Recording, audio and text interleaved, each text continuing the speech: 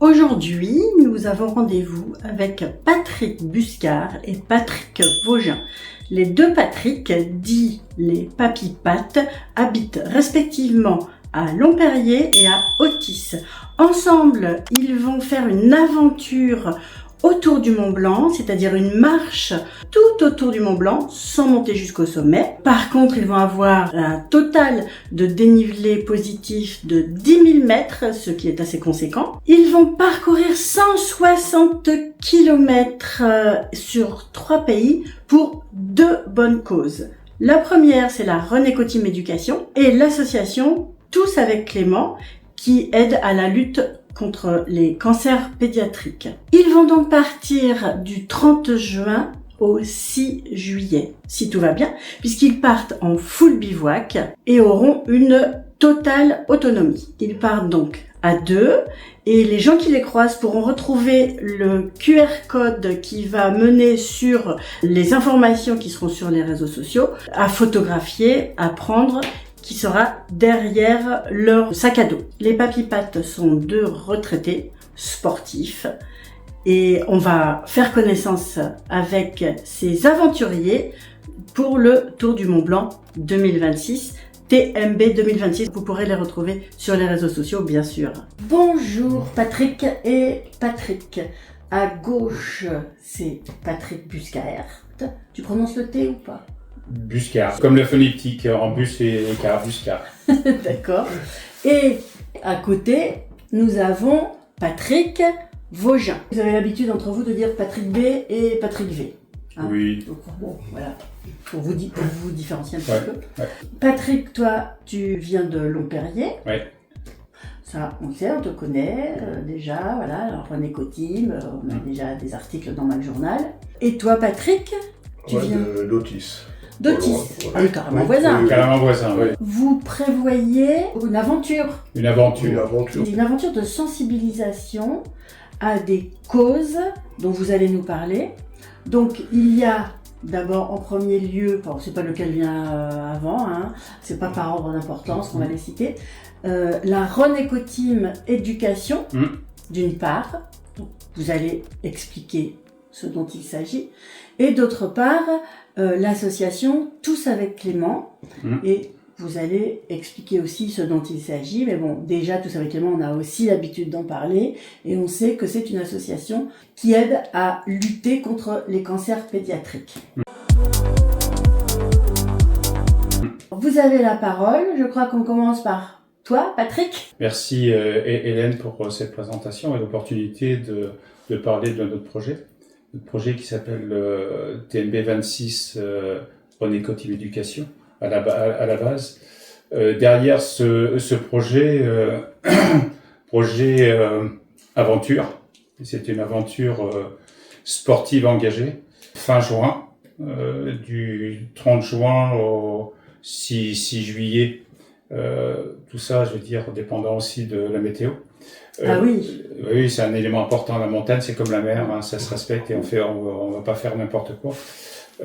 Avec Patrick V, hein, nous allons partir faire le tour du Mont Blanc, donc généralement appelé le TMB. Parce que c'est un trajet qui est... Oui, c'est le trajet qui est utilisé pour le Tour du Mont Blanc pour les randonneurs et qui est aussi utilisé dans une grande course de trail, l'ultra trail du Mont Blanc. Hein, c'est un parcours qui emprunte, qui va nous faire passer par 3 pays, à partir de la France, passer par l'Italie, par la Suisse et revenir bien sûr par la France. Pour donner quelques chiffres marquants, 160 km de ce tour, dénivelé 10 000 de dénivelé positif. Donc, grosso modo, une semaine, c'est ça ? Oui, une semaine si tout se passe bien, hein, c'est ce qu'on espère. Donc ça veut dire 10 000, pour les gens qui savent pas, c'est un dénivelé cumulé. Cumulé. Voilà. En sachant que bon, on a sur on va pas rentrer dans le détail de nos étapes, mais Pourquoi sur quelques-unes peut-être. Quelques-unes. Ouais, on en parlera, je veux dire, après. Oui, je veux bien. Parce que ça montre aussi parce que nous sommes des Sénémarnais, des papis retraités. Hein, mais alors Patrick, tu faisais quoi avant d'être alors moi j'étais cadre informaticien. Hein, et bien sûr engagé sur l'aspect associatif maintenant depuis un certain nombre d'années, en sportif. On essaie de continuer à faire du sport, hein, mais là pour ce tour du Mont Blanc, on parlera de l'aspect associatif chacun après, mais la particularité quand même de notre tour du Mont Blanc, c'est que au-delà de l'aspect 160 km, 10 000 de dénivelé positif, nous partons en totale autonomie. Et ça veut dire quoi, totale autonomie? Alors il y a personne d'autre avec vous? Déjà, nous sommes que tous les deux. Mais surtout, c'est qu'on embarque notre petite maison, c'est-à-dire qu'on est en full bivouac et on va se nourrir. Ce qui ne veut pas dire que si jamais on avait des besoins, on n'irait pas acheter quelques petits trucs. L'élément qui est important pour nous, c'était aussi il n'est pas prévu de dormir en refuge. Hein, donc le contact nature, on en parlera après pour la genèse donc ça c'était pour introduire sur l'élément de aventure sportive engagée. Pendant qu'on présente là, vous êtes quel type de sportif, chacun de vous? C'est quel sport vous pratiquez, vous avez pratiqué? Moi, je suis sportif depuis... j'ai 67 ans, mais je suis sportif depuis l'âge de 7 ans. Mon sport numéro 1, ça a été le volleyball. Hein. J'ai fait une carrière de volleyeur. Maintenant, je fais du volley sur la plage. Hein, c'est bien aussi. Oui. Mais par contre, on peut se faire blesser par les autres. On peut se blesser, mais aussi parce que quand on joue sur la plage, on a aussi des gens qui. Mais ça fait partie, je veux dire, de la donne. Et depuis de quelques années, alors toujours un peu de footing, mais ça c'est. Mais le sport qui nous a permis de nous connaître au-delà de la renécotine, c'est le VTT. C'est-à-dire que nous pratiquons ensemble du VTT. Dans notre zone de Nord Seine-et-Marnaise, on a la chance d'avoir une super forêt qui n'est pas en Seine-et-Marne, mais qui est dans l'Oise, qui s'appelle la forêt d'Ermenonville, qui est notre terrain de jeu. Hein, pas simplement que pour le VTT, hein, c'est pour l'entraînement. Donc je vais laisser présenter. L'entraînement de quoi? Que nous faisons pour préparer pour l'aventure. Mais c'est quand même pas. Alors, je te connais un petit peu, Patrick B. Je sais que c'est pas la première aventure que tu fais de cette façon. Le tour du Mont Blanc à la base, c'était pas c'était pas mon truc. Moi, j'ai eu la chance, et je le dis souvent, de monter en haut du Mont Blanc avec mon fils. Donc ça, c'est entre guillemets, c'était le Graal. C'était quand l'année dernière? En 2022. Alors j'ai fait un premier essai. Oui. J'ai fait un premier essai avec lui en 2019, mais j'avais fait un Mal des Montagnes à 4002, donc au Dôme du Goûter, hein, pour ceux qui connaissent on va dire le massif du Mont Blanc. Et en 2022, avec une meilleure préparation et une meilleure acclimatation à l'altitude, j'ai eu la chance d'arriver à 4008. Et sans pour avoir une volonté derrière à dire tiens tu vas aller faire l'Everest. Non, c'était simplement ça faisait partie de notre projet père-fils. Hein, donc j'étais pas enclin à un moment donné de me dire que j'allais faire le tour du Mont Blanc parce que moi la marche en tant que telle c'est pas mon sport naturel. Puisque tu as atteint le sommet du Mont Blanc, ça me permet de rappeler que les 10 000 mètres de dénivelé dont tu as parlé tout à l'heure, cumulés, c'est-à-dire que tu as fait le geste tout à l'heure quand on en parlait, ça monte et ça descend, c'est pas juste un trajet linéaire autour du Mont Blanc, il faut monter, descendre, et les montées en tout, au total, font 10 000 mètres. Ouais, on est un peu fou quand même, hein. On a une personnalité complémentaire. Et la folie, non, pas trop, parce que... Pour lui, non. Pour lui, non. Toi, t'es pas fou. Patrick, oui. Oui. Ouais, moi, je suis surtout sportif depuis, mes 15 ans à peu près. Ouais, j'ai fait beaucoup de vélo, beaucoup de cyclisme sur route. Et bon, après, j'ai pour diverses raisons, j'avais arrêté. J'ai repris un peu avec le VTT. Puis, ça m'a amené à la course à pied. J'ai fait quelques marathons. Et puis dont le marathon de Paris plusieurs fois. Et avec l'histoire du Covid et tout, ça m'a un peu... j'ai arrêté un peu ça m'a démotivé, oui. Et je me suis plus mis sur la marche, la randonnée. La randonnée, pareil, avec du bivouac et partir quelques jours. Et l'année dernière, après 2 tentatives, j'ai réussi le GR20 en Corse sur 12 jours. C'est un petit peu plus long, mais il y a le même dénivelé cumulé que le Tour du Mont Blanc. Alors tu sais, il y a beaucoup de gens qui connaissent pas le GR20. Mais voilà, c'est dans les montagnes corses, ça a rien à voir avec le bord de mer. Et par rapport au Tour du Mont Blanc, c'est presque pas de l'escalade, mais c'est sans arrêt des rochers, on n'avance pas vite, quoi. Les étapes sont en kilomètres sont très courtes. Et en parallèle, du coup, quand je peux, je vais aussi en Bretagne, faire des portions du GR34, le sentier des douaniers, le long du bord de mer. Quand on commence à randonner comme ça, il y a des randonnées un peu mythiques. Soit il y en a qui commencent par le TMB, soit il y en a qui commencent par le GR20. TMB? Le Tour du Mont Blanc. Ah oui, TMB, c'est vrai. Et donc en général, ceux qui font le GR20, quelques temps après, ils ont envie de faire le Tour du Mont Blanc pour comparer, pour voir autre chose. D'accord. Et on peut commencer la randonnée par ça ou c'est des trucs vraiment costauds?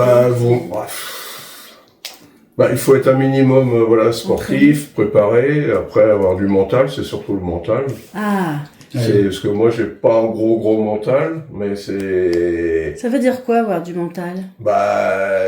Savoir des fois se dépasser, savoir se faire mal, faire mal, mais pas dangereusement. Non, mais s'adapter aussi aux mauvaises conditions, aux mauvaises conditions. Des fois la mauvaise nuit qu'on va passer parce que la tente on va pas la planter sur un endroit plat. Il va y avoir beaucoup de vent. C'est pas un camping 4 étoiles. On va se retrouver avec des pierres ou comme l'année dernière au GR20 avec un orage et avec un immense orage où l'eau débordait de partout parce que c'est toujours en pente aussi. Donc, alors on fait quoi dans ces cas-là? On s'adapte. Ça va, on a eu de la chance de pas avoir... Mais concrètement, on s'adapte, oui. Oui, mais il faut laisser passer puis voir après s'il y a des dégâts. Mais comment? Tu restes sous ta tente et t'attends... Là on était... là où on était, il y avait au GR20, il y avait un endroit abrité pour les randonneurs, donc... Puis après, genre abribus? Oh non, carrément un abri, parce qu'il y a quand même des refuges.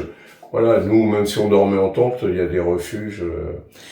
Et donc là, pour le Tour du Mont Blanc, il n'y aura pas de refuge, c'est ça? Vous n'êtes pas à proximité d'endroits on se mettra toujours en sécurité. L'élément numéro 1, c'est qu'il y a l'élément consultation de la météo, et suivant la météo, on fera ou on ne fera pas, ou on décalera. Ça, c'est important.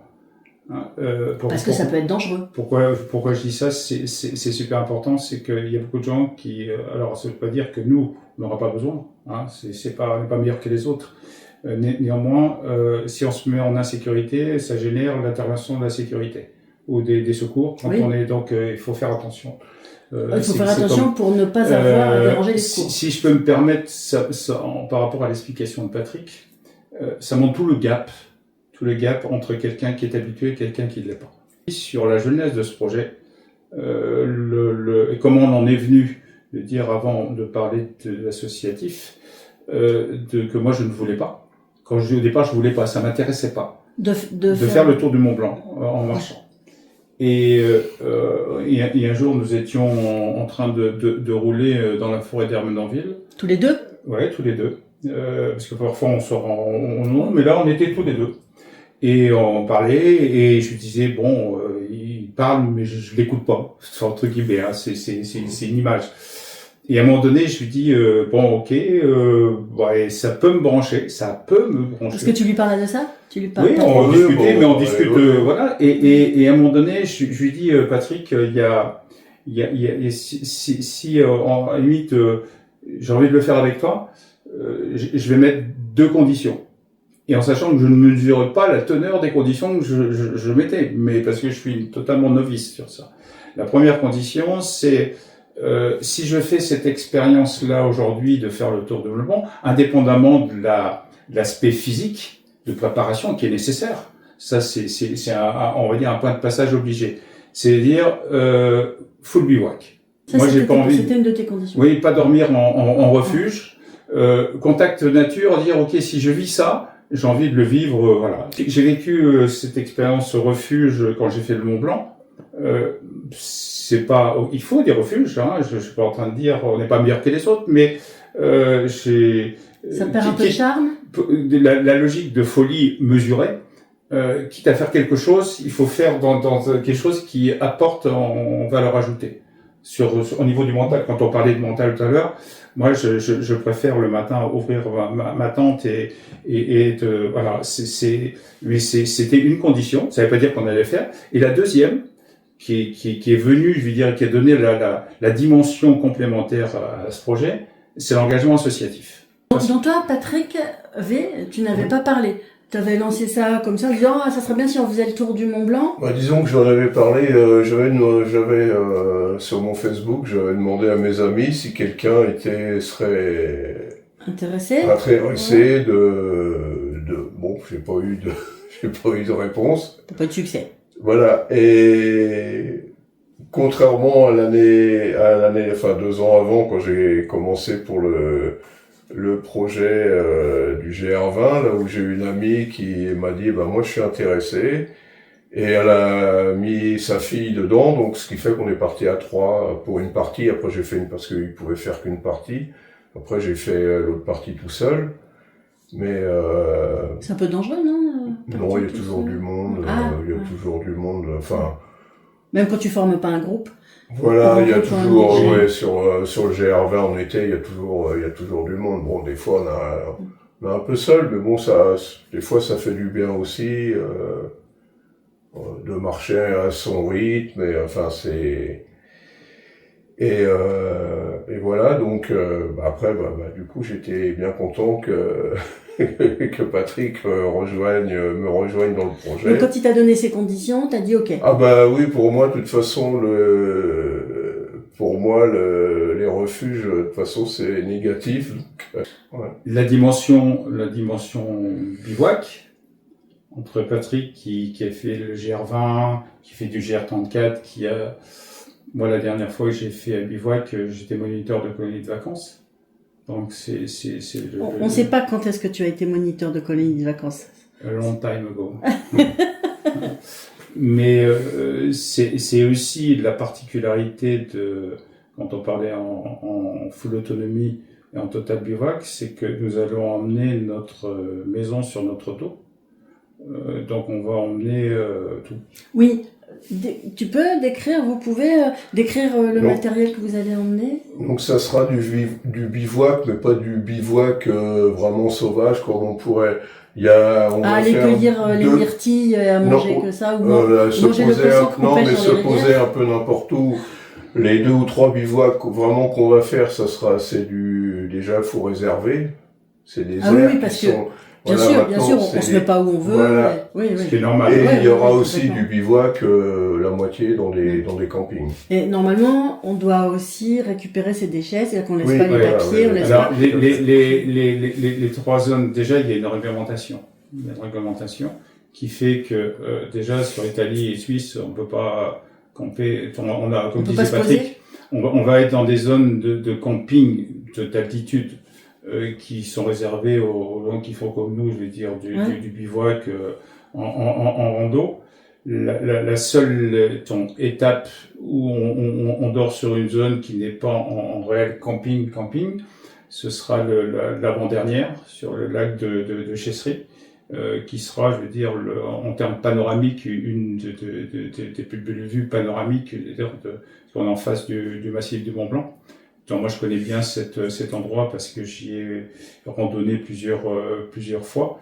Hein, mais ce qui n'empêche, même si on va être dans des zones, parce que c'est réglementé, et heureusement que c'est réglementé, hein, ça doit pas être le bazar, à la montagne ça se respecte.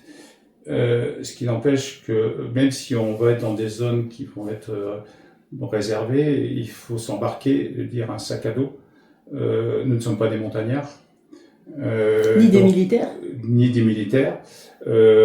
Pour donner un peu, je veux dire, le poids médian, il va osciller aux alentours de 14-15 kilos, suivant ce qu'on décidera à la fin. Ouais, donc comme ça, au début, ça se porte, et puis après, donc pour un exemple très très concret sur Patrick, il est habitué à porter ça. Hein, GR20, GR34. Oui, quand je dis c'est habitué, on habitue son corps aussi à. Moi, comment on l'habitue le corps à ça? L'entraînement. Moi, j'ai fait mon premier test concret de port de sac la semaine dernière. C'est tout récent parce que je devais le faire lors d'une petite virée savoyarde, mais les conditions étaient où il y avait de la neige au mois de mai, donc je suis monté, mais sans sac, parce que j'ai évité, je vais dire, les problèmes, parce que déjà sans sac c'était assez pas dangereux, mais il fallait faire attention. J'ai fait ma première sortie dans la forêt d'Ermenonville avec le sac. C'est ça. L'entraînement de porter le sac, c'est de porter le sac. Oui, c'est porter le sac et il n'était pas en configuration maximale. Je l'ai pesé, je veux dire, pour voir, il était à 12 kilos. Bon, j'ai fait une rando de 25 km. Je pensais pas faire 25 km. Néanmoins, c'est pas parce que j'ai fait 25 km que quand on va partir, parce que la grosse différence, là, il est important de s'entraîner au port du sac, et c'est ce qu'on va faire la semaine prochaine. On fait 2 jours de rando 60-77 pour là marcher. On va venir marcher dans le coin là. Un plus grand nombre de kilomètres pour faire. Ouais, là sur cet exemple qu'on va faire la semaine prochaine, on fait une première. On va partir de Crépy-en-Valois, on va aller jusqu'à Assy-en-Mulcien. Donc là, il y a une vingtaine de kilomètres. Donc ça, c'est plat. Ouais, c'est plat, c'est puis voilà la forêt. Et après, on va faire dans Assy-en-Mulcien, Lampérier-Otis. Il y a 35 kilomètres. On verra. Là, c'est pas très très vallonné, même s'il y a des petites. Oui. Mais la grosse différence, c'est l'altitude. C'est que sur le parcours on part des Ouches, qui est le point de départ du tour du Mont Blanc. Les Ouches, c'est à côté de Chamonix. Hein. Ouais, c'est juste à côté de Chamonix. Là où j'y étais moi la semaine dernière. On quitte l'arche qui est le départ tour du Mont Blanc, hein, parce qu'il y a un endroit symbolique, je veux dire, aux Ouches. Où on se prend en photo et tout. Ouais, on se prend en photo, surtout on va faire sur la fin. Hein, au début, on est toujours. Mais au bout d'1 kilomètre, ça monte. Déjà à 1 kilomètre. Ah oui, ça monte tout de suite. Parce que c'est le pied du Mont Blanc. Oui, en fait, c'est ce massif du Mont Blanc et cette première étape de mise en jambe pour ceux qui pourraient connaître. C'est là que commencent les stations de ski d'ailleurs. Hein. Oui, en fait, il y a quand on part des Ouches pour donner un peu, je veux dire, on va pas détailler, mais c'est cette première qui est importante parce qu'elle met déjà le corps. On va monter sur ce qu'on appelle le Bellevue, qui est l'endroit quand on prend le tramway du Mont Blanc, quand on parle du Fayet en bas Saint-Gervais pour aller sur le Nid d'Aigle. À un moment donné, il y a une station du tramway du Mont Blanc qui s'appelle Bellevue, qui donne la vue sur l'aiguille du Midi, sur le Goûter. Le Mont Blanc était un peu derrière, un peu menacé, je veux dire ce massif extraordinaire parce que il est enneigé, donc c'est magique. Il est toujours enneigé. Oui, c'est toujours enneigé.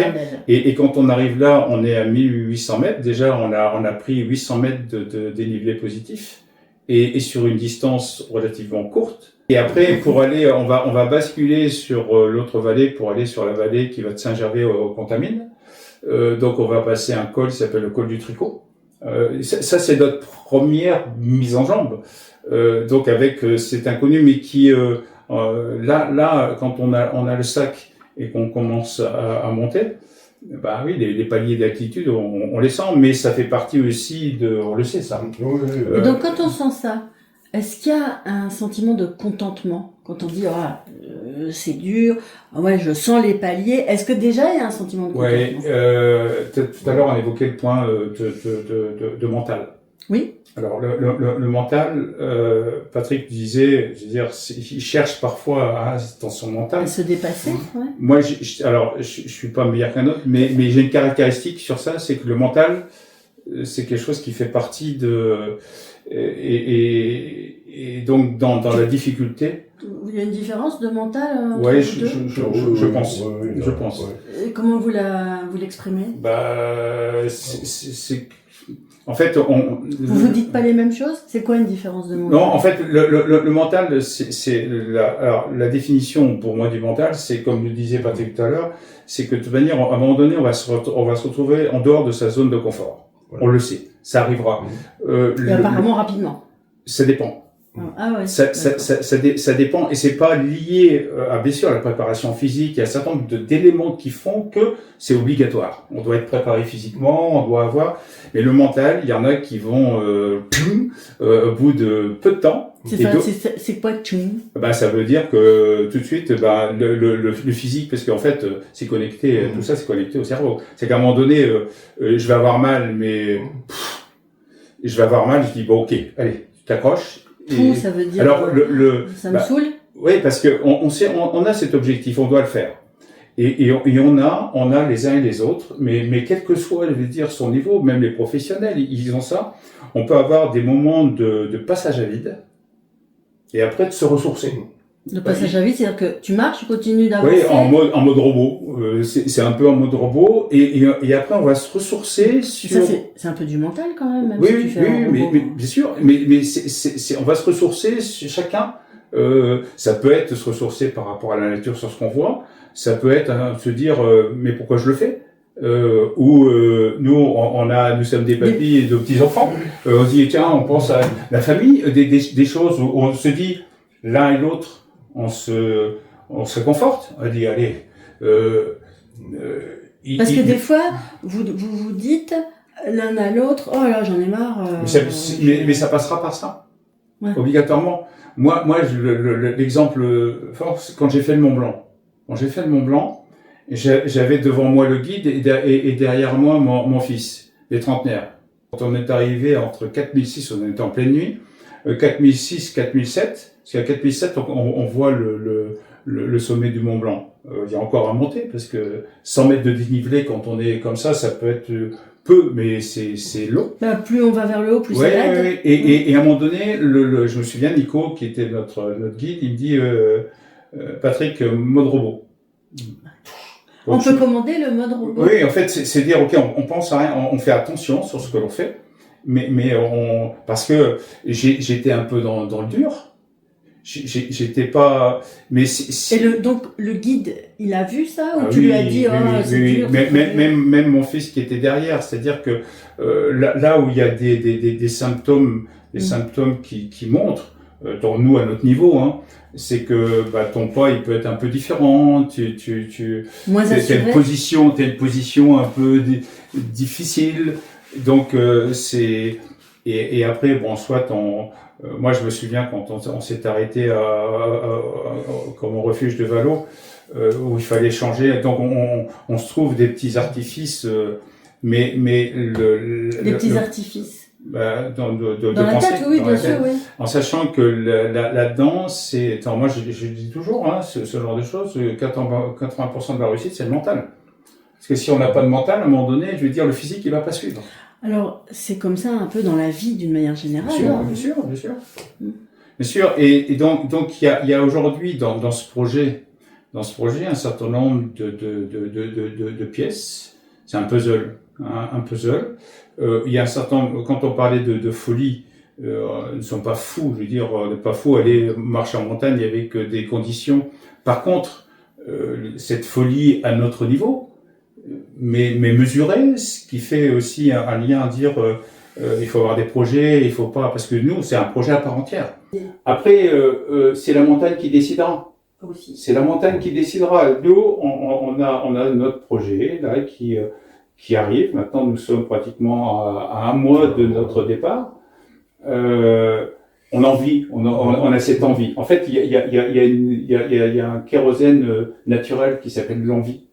L'envie et de dire, bah, faites, faites des projets, hein, les uns et les autres. Mais après, il y a ce que j'ai dit tout à l'heure, c'est que s'il n'y a pas cette préparation physique, alors on a une particularité, c'est qu'on se prépare chacun de façon séparée. Ça, c'est que parce que on a des modes de préparation un peu différents. Patrick, il aime la marche, il aime marcher. Moi, je le fais, mais. Toi, tu fais plus que vélo? Oui, alors je fais de la marche, parce que j'ai été. C'est pas les mêmes muscles qu'on fait travailler, mais naturellement, je suis pas un marcheur. Je le fais parce que je veux faire le tour du Mont Blanc. Mais bon, t'as quand même déjà beaucoup marché. Bon, toi, évidemment, oui. Patrick aussi. Mais tu dis que t'es pas un marcheur, mais enfin bon, quand même. Ouais, mais moi je suis un peu fou. C'est que là où je dois faire l'exemple, il date de la semaine dernière. Et je dis pas que c'est bien. Hein. Je dis pas que c'est bien. Mais le Patrick Busquard, il est câblé comme ça. Et parfois je me dis, qu'est-ce que tu fais? Ou je me fais faire. Ou on me dit, mais qu'est-ce que t'as fait encore? Là, le test du port du sac, j'aurais dû faire 10 bornes. Au résultat, j'ai fait 25 bornes. Et quand j'ai fini, je dis, mais t'aurais pu te limiter à 10 km? Mais c'est ça, alors, parfois, ça me joue des tours. Parce que le dos, il faut quand même qu'il s'habitue à porter. Et alors, tu l'as senti après? En fait, comme j'ai expliqué à Patrick, c'est qu'à un moment donné, c'est ce qu'on a aussi, c'est qu'à un moment donné, j'ai eu une pseudo-crampe dans les trapèzes. Et que j'étais que ça, et après, comme j'avais mes bâtons, j'ai fait des étirements. Parce qu'en fait, l'enseignement aussi, c'est qu'à fur et à mesure, quand on sent les premières douleurs, il faut s'étirer même en marche. Hein, on fait marcher un peu tout ça. Donc vous marchez toujours avec des bâtons? Avec le sac à dos, oui. Ouais, parce que c'est un appui, c'est un appui et ça aide. Et ça aide aussi à monter. Hein, oui. Et je l'ai vu, même si c'était en forêt d'Armenonville, mais j'ai emprunté quand même des passages escarpés en termes d'appui. Parce que le sac, on peut vite être déséquilibré. C'est comment la société, le Colibri Frenchy, Nicolas Valentin, qui est le chanteur. Alors les t-shirts, il est Tour du Mont Blanc, c'est une pure. Ah oui, c'est sur l'autre où il y a le Colibri. C'est de la Renéco, ouais, début, oui. Depuis 2017, 2018, donc. C'est pas la première, peut-être. Et donc tout ça, c'est. Donc la Renéco, toi, t'avais organisé un truc et toi, t'es venu te brancher en tant que dessus. bénévole, en tant que participant. Oui, et après, on s'est rencontrés un jour. On s'est rencontrés sur un truc qui était organisé à Decat. Ça, et là, et après, de fil en aiguille, hein, c'est sur le. Alors, sachant que c'est pour ça qu'au départ, dans la logique d'engagement associatif, c'est important. Est-ce qu'on le voit là, quand on voit sur le groupe du Facebook du Tour de Mont Blanc, bon, ok, il y a des gens qui le font, mais ils sont focus sur ce qu'ils vont faire, ok, le Tour du Mont Blanc. Nous, bien sûr, ça fait partie, on a envie de le faire, on a envie de vivre ça, mais pas que, Oui. La dimension de capter l'attention des non captifs, parce qu'en fait ça c'est l'élément numéro 1. Comment aujourd'hui, parce que il y a l'engagement qui donne cette dimension, mais qu'est-ce qui enveloppe tout ça? Et comment à travers des projets comme ça on peut capter l'attention des non captifs? Alors, est-ce que non captif, c'est une bonne terminologie? Parce que ça fait pas un peu Non, mais en fait, au non sensibilisé, quoi. Ouais, mais à la limite, c'est une bonne question. Au non capté. Au non capté. Toi, en fait, captif, même le terme. Ouais. Mais tu vois, même le terme. Oui, est difficile. Est difficile parce que c'est aujourd'hui, en fait, peut-être la question, comment détourner le regard pour? Comment détourner le regard pour? Sans forcer. Sans forcer. Comment détourner le regard pour? Parce que et moi, quand j'ai posé la question, aussi bien au CM2, au collège, parce que quand je suis intervenu, ça c'est dans le cadre de la René Coty éducation. Mais qui donne la dimension où ces gamins me disent « Ah Patrick, c'est intéressant, mais on ne sait pas ». Et avec les étudiants des masters de Bobigny, c'était... oui, il y a les réseaux, mais les réseaux, c'est volatile. C'est volatile. Ce qui est vrai à la seconde, c'est moins vrai à la seconde. On dit qu'un poste meurt. Il a un bien sûr. Et là sur, tu dis, tiens, j'avais même pas vu. J'ai même pas vu quoi là. En fait, je donne un exemple très concret. Vas-y. Toi, dans la rue principale de Lampérier, avant, il y avait des affiches qui étaient dans les grands panneaux. C'est la rue de Macourt. Non, c'est celle du lycée. Toi, la rue principale qui descend pour aller sur le Ménil-Amelot. Ouais. Là, comment ça s'appelle celle-là, c'est le prolongement de l'avenue Charles de Gaulle d'Amartin. Il y avait dans des grands panneaux avec des affiches de la Renéco qui étaient affichées. Maintenant, bon, la société, la dame qui faisait ça, elle est partie en retraite et l'autre, elle veut plus faire. Soit, à la limite, faut se réinventer. Et un jour, il y a un qui est à la Renéco, j'ai dit, mais tu l'as vu comment Ah, mais je l'ai vu. J'ai dit, t'as pas vu les panneaux dans la rue? Non. En fait, c'est fou. C'est que même avec des grands panneaux, les gens ne font pas attention. Et là, quand la fille qui m'a dit, bon, on pourra plus, parce que maintenant on a des contrats publicitaires, je lui dis, ok. C'est-à-dire, ça va pas changer la donne. Parce qu'on peut, les seuls qui attirent, à la limite, c'est les banderoles que je mets au croisement, parce que là, tu as des grandes banderoles, et encore que. Donc là, cette réflexion de comment capter ou comment attirer l'attention, elle n'est pas simplement que pour la Renéco. Tu vois un QR code et que tu es intéressé, ça ne veut pas dire que tu vas l'être. Oui. Mais quand tu passes, tu le prends en photo, et après tu le rescannes après. Mais cette notion de texte... Et aujourd'hui, dans toutes les thématiques, dans tous les événements, c'est super compliqué. Et en plus, comment toi, l'exemple, toi, je discutais avec eux pour le bénévolat. Comment attirer maintenant les jeunes à faire du bénévolat parce que à un moment donné, il faut déjà savoir ce qu'il y a derrière. Et nous, la problématique, alors tous avec Clément, ceux qui connaissent, ils savent ce que c'est. Mais tu vois ça sans savoir, je sais pas à quoi ça correspond. Non, pas du tout. Là tu vois ce logo Renéco, c'est-à-dire encore des écolos. Non, mais bien sûr. C'est où les il y a une institut là quand j'ai fait la formation de cycle 2, cycle 3 le mercredi dernier. Déjà ils commencent et Coronne. Et je leur explique sur le premier slide que c'est Renéco et pas Coronne. Elle me dit oui, mais déchets derrière l'État. Je dis on n'est pas là. On est sur ces gamins qui aujourd'hui sont derrière des consoles, des trucs, on les fait bouger. Ouais, mais pourquoi elle voulait revoir le nom? Non, mais parce que elle était plus dans la logique. Oui, mais on ramasse des déchets, mais qu'est-ce qu'on en fait derrière? Je lui dis mais nous on n'est pas sur cette dimension-là. Ne rien faire, c'est la pire des choses. On pourrait dire on fait rien. Je lui dis l'adéquation entre la pratique du sport et de temps en temps ajouter un geste citoyen, c'est ça la thématique de la Renéco Team et de la Renéco Team Éducation. Les papis-pattes du 77. Deux papis. De Patrick. Autour du Mont Blanc. 160 km. 7 jours. 7 étapes. 3 pays. 10 000 mètres de dénivelé positif.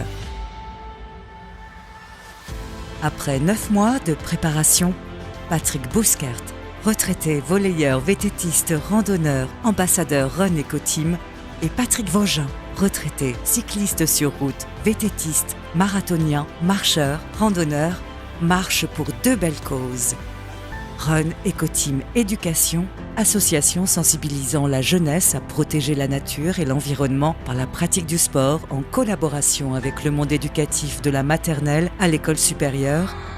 Tous avec Clément, association sensibilisant le grand public au cancer de l'enfant et de l'adolescent et soutenant le département pédiatrique de l'Institut Gustave Roussy par des récoltes de fonds et des animations. Le Tour du Mont Blanc 2026, du 30 juin au 6 juillet, avec Vitamine, Studio Trainers, le Colibri Frenchy, VB Signalétique et Marine Bavero, ostéopathe. Ron Ecoteam et tous avec Clément.